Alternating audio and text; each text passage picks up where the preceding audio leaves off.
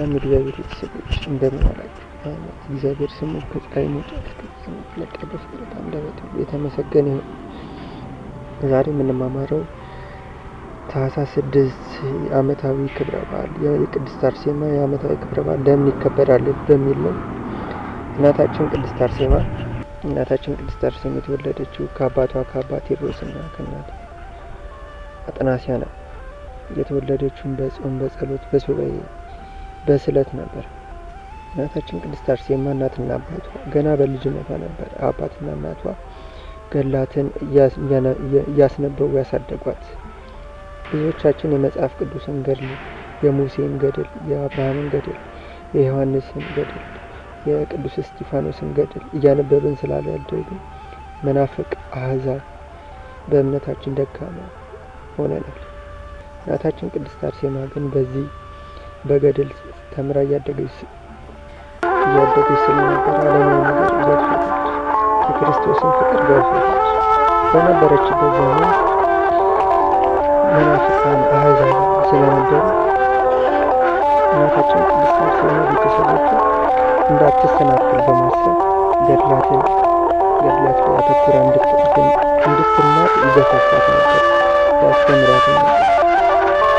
በዘመኑ የነበረው አሕዛብ ድርጣድስ የሚባል መናፍቅ አሕዛብ የሆነ ድንጋይን እየተሽከረከረ የሚያመልክ በፀሐይ የሚከበር ይህን ንጉሥ አዋጅ አስነበረ በየሀገሩ። እሱ በነበሩበት ክፍል ሀገር ውስጥ የነበሩትን እንዳለ ክርስቲያን ከሀገር እንዲወጡ፣ ከሀገር ካልወጡ ደግሞ ይህን የጣዖትን እምነት እንዲቀበሉ አሕዛብ እንዲሆኑ ያስተምራቸው ወይም ያስገድዳቸው አዋጅ አውጥቷል። እናታችን ቅድስት አርሴማ ግን ይህን ተግባር በጣም ተጸይፈው ስለነበረ እንደ ቅዱስ ዮሐንስ በግልጽ ተቃወመች። ይህን መቃወሟን ደግሞ አገልጋዮቹ ለንጉሱ ነገሩት። ንጉሱም ጀብድነት ነው ሃይማኖቷ ተቆርቋሪ መሆኗን አስበው በብዙ ገንዘብ ሊያታልላት በስልጣን ሊያታልላት ነበር። አሕዛብ አድርጎ ሊያገባት በዝሙት ተመኘ። ያን ጊዜ ሌሎቹን ባሪያዎች አስከትሎ እንድታገባ ሙሽራ እንድትሆን ጠየቃት። እሷም በግልጽ በአደባባይ እኔ ያንተ ሳልሆን የክርስቶስ ሙሽራ ነው በማለት ምስክርነቷን ሰጠች።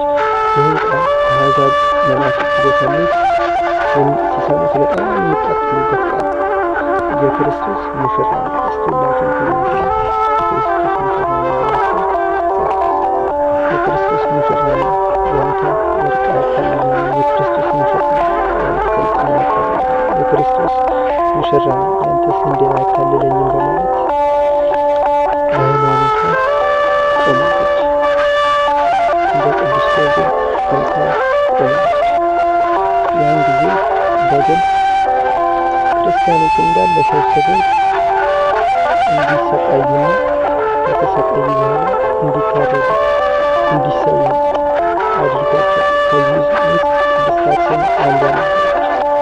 ይህን ተግባርም በየጊዜው በየዓመቱ አሁን ባለንበት ጊዜ እያዘኑ በሊቢያ የሚገኙ አሕዛቦች ከእምነታችሁ ልቀቁ በማለት ከእምነታችሁ ልቀቁ ወይም ትታረዳላችሁ ሲባሉ እኛ እናንተን ሳይሆን ክርስቶስን የምንፈራው እኛ የክርስቶስ ሙሽራ ነን በማለት የቅድስት አርሴማ ገድሏን ስላነበቡ ብቻ የቅድስት አርሴማን ገድል ፈጽመው ገድል እንድንፈጽም ያደርጋል። ክርስቲያን ማለት አንገቱ የሚቆረጥ እንጂ የሚቆርጥ አይደለምና መስዋዕትነት ይቀበላል። ክርስቶስ ጠላታችንን እንወዳለን እናከብራለን እንጂ የጠላታችንን እምነት አንቀበልም በማለት መስዋዕትን ብዙ ወንድሞቻችን በየጊዜው የእናታችንን የቅድስት አርሴማ ተግባር በመፈጸም ብዙ ገድላትን የሚሰሩ ወንድሞቻችን አሉ። እመቤታችንን እናታችንን ሁሉ ነገራችንን እንዲሆነችው ቅድስት አርሴማ በዛሬው ዕለት ነበር አንገቷ የተሰየፈው መስዋዕትነትን የተቀበላቸው። ክርስቶስን ሰይፍ እንዲነሳብን እንጂ እንዲያነሱብን ያፈቅራል። ሰይፍ እንድናነሳ ስለማይፈልግ ሰይፍ የሚያነሱ በሰይፍ ያልቃሉ ብሎ ተናግሯል። ሰይፍ ያነሱት ያው ቀደስ ያው ሰይፍ ስላነሳ በሲኦል ነው። እናታችን ቅድስት አርሴማ ግን መስዋዕትነትን ስለተቀበለች ስለ ክርስቶስ ስለሞተች በገነት ትገኛለች።